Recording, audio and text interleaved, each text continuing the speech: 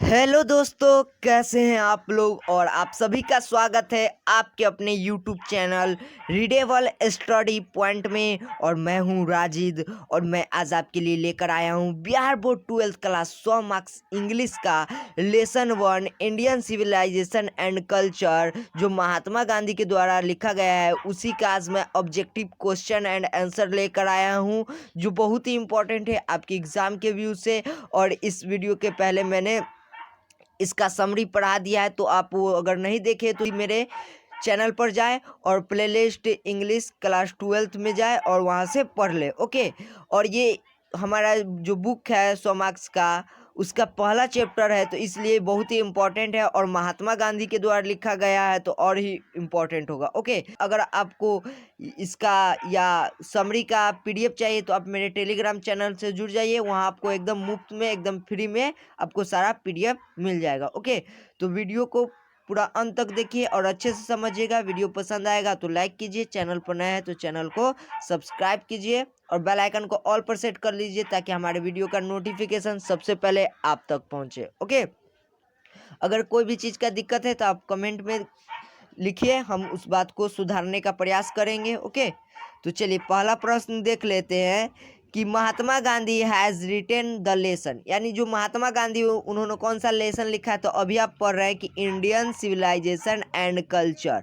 Okay. तो answer C correct हो जाएगा कि Indian civilisation and culture written by Mahatma Gandhi. Okay. तो इसका आंसर सी इज राइट होगा। ओके, यानी करेक्ट हो जाएगा। चलिए अगला प्रश्न देख लेते हैं, एकदम समझते हुए चलेंगे। Feroz were rulers was ancient. Okay, Feroz were rulers was ancient. Okay, यानी जो फिरोज है वो जो प्राचीन में किस देश का या कहाँ का शासक था। ओके।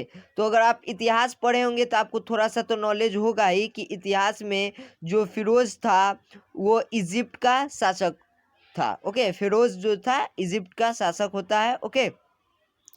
तो चलिए इसका आंसर बी करेक्ट हो जाएगा। ओके, दो का आंसर बी करेक्ट हो जाएगा। चलिए अगला प्रश्न देखते हैं। 3 नंबर प्रश्न है कि उसी प्रश्न को घुमा दिया है कि डैश व रूलर्स ऑफ इजिप्ट। ओके, यानी कौन जो है कि इजिप्ट का रूलर है। तो अभी मैंने आपको बताया कि फिरोज जो है इजिप्ट का रूलर है, तो आंसर डी करेक्ट हो जाएगा। ओके।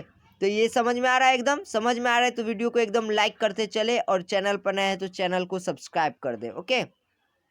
और सब्सक्राइब करने के बाद बेल आइकन जरूर बजा दे, ताकि हमारे वीडियो का नोटिफिकेशन सबसे पहले आप तक पहुंचे। ओके। तो 4 नंबर है कि civilisation is the state of development of a dash. Okay, यानी जो सभ्यता है वो एक माध्यम है डेवलपमेंट का। किसके डेवलपमेंट का, यानी किसके विकास का। तो लोगों के विकास का एक माध्यम है। ओके। तो पीपुल इसका राइट आंसर हो जाएगा, ए करेक्ट हो जाएगा। ओके। चलिए 8 नंबर आंसर समझ में आ गया। आगे देखते हैं कि given is associated with. Okay, यानी जो गिवन है उसका संबंध किससे है। तो गिवन का जो संबंध है वो किसके साथ है, तो इटली के साथ है। तो इसका आंसर ए करेक्ट हो जाएगा। Okay, Italy. चलिए आगे देखते हैं।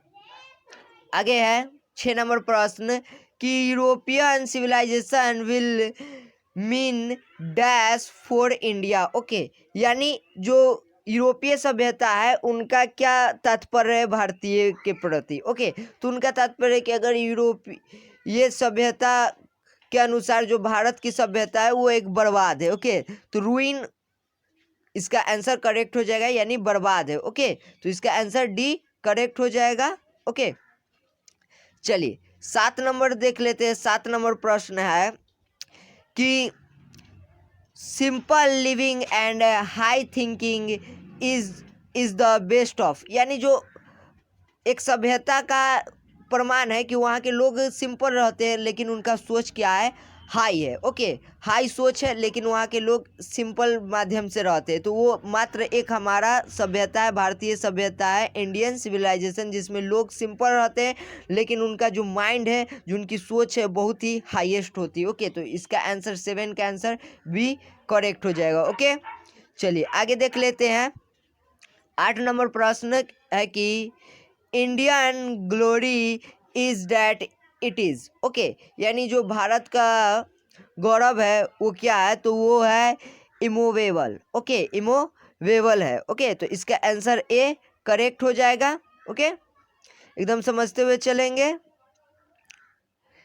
9 नंबर है कि dash was a spiritual leader then politician. यहाँ पॉलिटिशियन होगा। ओके, तो जो हमारा स्पिरिचुअल लीडर है वो हमारे महात्मा गांधी। ओके, कौन है, हमारे महात्मा गांधी हमारे स्पिरिचुअल लीडर है। ओके, तो इसका आंसर सी करेक्ट हो जाएगा।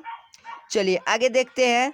10 नंबर प्रश्न है कि बहुत इंपॉर्टेंट है ये, कि my experiment with the truth. Okay, ये जो वाज रिटन बाय, यानी ये जो बुक है ये किनके द्वारा लिखा गया है, तो ये हमारे महात्मा गांधी के द्वारा लिखा गया है कि my experiment with truth. Okay, तो ये लिखा गया है महात्मा गांधी के द्वारा, तो आंसर बी करेक्ट हो जाएगा। ओके, चलिए आगे देखते हैं। 11 नंबर प्रश्न है, और ये VVI, इसको VVI एकदम लगा ही लीजिए। ओके, कि बोल रहा है कि the mind is a restless dash, the more it gets the more it wants. Okay, यानी जो हमारा माइंड है वो एक रेस्टलेस है। ओके, यानी इसको थोड़ा भी चैन नहीं है। ओके, और ये हमेशा कुछ नया पाने का, कुछ ज़्यादा पाने का, कुछ ज़्यादा पाने का चाह रखता है हमेशा।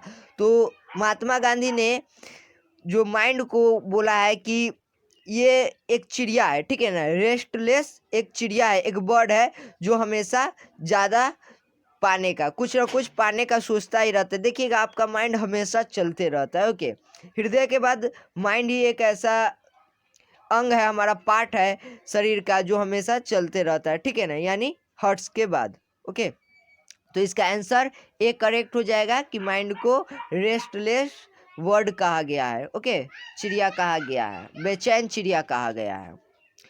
चलिए 12 नंबर प्रश्न देख लेते हैं। 12 नंबर प्रश्न है कि the people of Europe learn their lesson from the writing of the मोन ऑफ डैश। यानी जो यूरोप के लोग हैं, यूरोप वासी है, वो क्या करते, किसके लिखा हुआ लेसन से, पाठ से वो सीखते हैं, कुछ जानते हैं। तो वो देख लीजिए कि बहुत ही मशहूर है, आप लोग जानते होंगे कि उस समय ग्रीस और रोम, ग्रीस को ही ग्रीक भी कहा जाता है, ठीक है ना, ग्रीक, जो ग्रीस वाला इलाका होता है उसी को ग्रीक कहा जाता है। तो जो रोम है और ग्रीस है वो उस टाइम बहुत ही प्रगति पर था, तो जिस कारण यूरोप के जो लोग थे कि ग्रीस के फिलोसफर और रोम के फिलोसफर का लिखा हुआ ही बात पढ़कर वो क्या करते थे कि अपना डेवलपमेंट करते थे, अपना विकास करते थे। ओके, तो ग्रीस और रोम के ही फिलोसफर के लिखे हुए पुस्तकों के माध्यम से। ओके, तो इसका आंसर सी करेक्ट हो जाएगा। ओके, चलिए आगे देखते हैं। 13 नंबर प्रश्न देखिएगा कि plain living and high things is the motto. Okay, यहाँ पर हाई होना चाहिए, HIGH। ओके, हाई होना चाहिए यहाँ पर। ओके, हाई, तो यानी जो ऊंचे स्तर का सोच के साथ रहने का जो प्लान है ये किनका है, तो ये वेस्टर्न फिलोसफर का है। ओके, वेस्टर्न पश्चिमी फिलोसफर का ये मोटो है। ओके, तो इसका आंसर एक करेक्ट हो जाएगा। ओके, चलिए आगे देखते हैं। 14 नंबर प्रश्न है, sacrifice the soul of our, यानी जो हमारा बलिदान है वो क्या है, हमारा राइट्स है। ओके, यहाँ पर होना चाहिए RIGHTS, राइट्स। ओके, देखिए थोड़ा सा टाइपिंग मिस्टेक हो जाता है जल्दी जल्दी के कारण। ओके, तो थोड़ा आप लोग एडजस्ट कर लीजिएगा, बाकी सब तो मैं देख ही लूँगा। ओके, तो थोड़ा ध्यान दीजिएगा आप लोग बस पढ़ाई पर, और मन लगा कर पढ़िए। ओके, एकदम फ्री में आपको सारा पढ़ाई मिल रहा है, तो एकदम मन लगा के पढ़िए। ओके, तो इसका आंसर सी करेक्ट हो जाएगा। ओके, चलिए आगे देखते हैं। आगे है 15 number, dash is dead against blind imitation of western civilisation. Okay, यानी कौन जो है से कि मर चुका है वेस्टर्न सिविलाइजेशन, अंधे वेस्टर्न सिविलाइजेशन के प्रति। ओके, यानी जो महात्मा गांधी है वो कहते हैं कि मैं उस सभ्यता के लिए मर चुका हूँ, फिर से एक बार जो अंधा हो चुका है, जो सभ्यता अंधा हो चुका है, तो वो गांधी जी ये बात बोलते हैं। ओके, तो इसका आंसर बी करेक्ट हो जाएगा। ओके, चलिए आगे देखते हैं। 16 नंबर प्रश्न है। 16 नंबर में बोला है कि dash was satisfied with A small village, यानी कौन लोग कहते हैं कि हम लोग गांव में ही, छोटे से गांव में ही संतुष्ट है। तो हमारे एंसेस्टर यानी हमारे पूर्वज कहते हैं कि हम लोग गांव, छोटे गांव में ही संतुष्ट है। ओके, तो इसका आंसर ए करेक्ट हो जाएगा। ओके, चलिए आगे देखते हैं। 17 number, has civilisation taught us to be more dash toward one another. Okay, यानी जो यहाँ पर बोल रहा है कि जो वेस्टर्न सभ्यता है, ठीक है ना, यानी पश्चिमी सभ्यता है, वो हमें क्या सिखाती है, एक दूसरे के प्रति होना। तो वो हमें एक दूसरे के प्रति गुस्सा होना, ठीक है ना, क्रोधित होना, एंग्री होना सिखाती है। ओके, तो 17 का जो आंसर होगा बी करेक्ट हो जाएगा। ओके, 17 का आंसर बी करेक्ट हो जाएगा। चलिए आगे देखते हैं। 18 नंबर प्रश्न है कि our ancestor enjoy dash rule, यानी जो हमारे पूर्वज है वो कहाँ रूल करने में ही इंजॉयड है। ओके, तो वो सिर्फ मात्र घर में, यानी पूरे देश पर या कहीं और राज नहीं करना चाहते, बस मात्र अपने घर में खुशी से रहना चाहते हैं। तो इसका आंसर सी करेक्ट हो जाएगा। ओके, एकदम अच्छे से समझते जाइए। वीडियो पसंद आ रहा है तो लाइक करते जाएं एकदम। आगे है, wealth and luxuries do not make a dash happy, यानी जो आपको बहुत सारा धन दौलत दे दिया लेकिन आप खुश रह पाएंगे नहीं ना, तो कौन खुश नहीं रह पाएगा? तो मनुष्य, क्योंकि मनुष्य को धन दौलत की जरूरत होती है। ओके, तो कितना भी धन दौलत दे दीजिए, अगर आपको खुशी वाले माहौल नहीं मिल रही है तो आप खुश नहीं रह पाएंगे। तो वो मैन लोग खुश नहीं रह पाएंगे। तो इसका आंसर बी करेक्ट हो जाएगा। ओके, चलिए आगे देखते हैं। 20 नंबर प्रश्न, गांधी वेंट टू चंपारण इन, यानी जो महात्मा गांधी वो चंपारण कब गए थे? तो वो 1917 में चंपारण गए थे। तो इसका आंसर सी करेक्ट हो जाएगा। ओके, कि 1917 में यानी 1917 में महात्मा गांधी चंपारण गए थे। ओके, चलिए ध्यान से दम पढ़ते जाए। आगे है कि the people of Europe are inspired by dash and Roman writer. Okay, यानी मैंने पहले भी बताया कि जो यूरोपीय है, यूरोपवासी है, वो किनके लेख से इंस्पायर है, प्रभावित है? तो रोम तो यहाँ दे दिया, तो दूसरा कौन है? ग्रीक है। दूसरा कौन है? ग्रीक। मैंने बताया कि ग्रीक को ही ग्रीस भी कहा जाता है। ओके, तो ग्रीक या ग्रीस एक ही होता है। तो इसका आंसर बी करेक्ट हो जाएगा। ओके, सही आंसर बी हो जाएगा, ग्रीक। ओके, क्या हो जाएगा? ग्रीक और रोम से ही प्रभावित थे कौन? यूरोपवासी, इसी के लेख से प्रभावित थे यूरोपवासी। चलिए 22 नंबर देखते हैं। 22 नंबर क्या है कि the invention of dash proved milestone in our development. Okay, यानी फायर, इसका आंसर होगा फायर। देखिए क्या, क्यों फायर आंसर होगा इसका? कि जो हमारे पूर्वज वो कहते हैं कि जब हमने आग का खोज किया, फायर का खोज किया, तभी से हमारा विकास शुरू हो गया। ओके, तो हम लोग कभी भी किसी से पीछे नहीं है, हम अपना विकास खुद कर रहे हैं। ओके, जब से आग का खोज हुआ है तभी से। तो इसका आंसर ए करेक्ट हो जाएगा 22 का।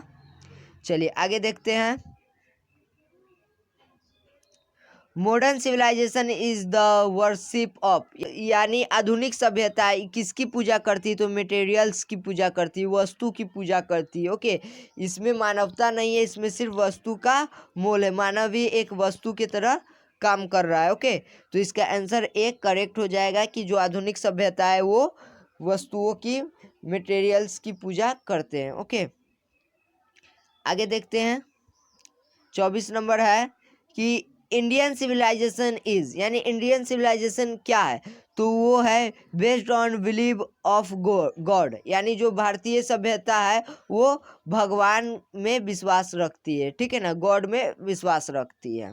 तो इसका आंसर बी करेक्ट हो जाएगा। Okay, based on believe of God. Okay, चलिए आगे देखते हैं। 25 नंबर और लास्ट प्रश्न है कि the tendency of Indian civilisation is elevate.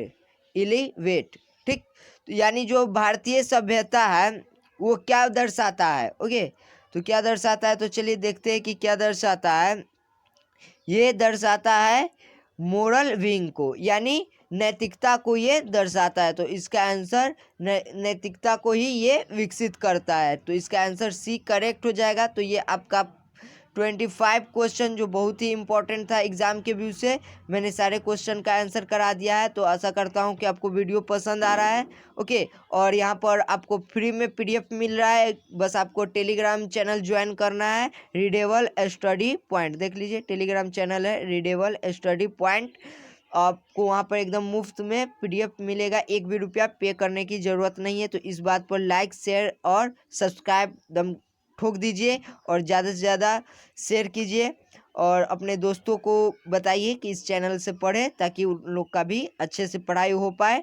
और सब्सक्राइब करने के बाद बेल आइकन जरूर बजा दे, ताकि हमारे वीडियो का नोटिफिकेशन सबसे पहले आप तक पहुंचे। ओके, तो आज भर के लिए इतना ही। गुड बाय, जय हिंद।